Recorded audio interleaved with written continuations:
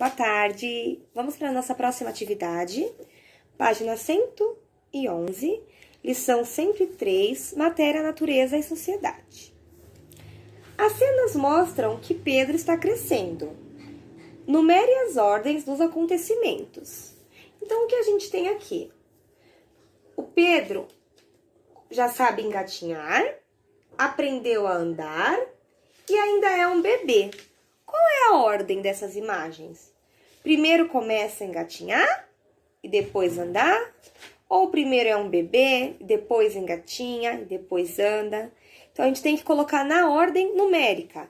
Número 1, 2 e 3. Então, a imagem 1, vocês vão preencher qual é o 1, o 2 e o 3. Qual vem primeiro, tá bom?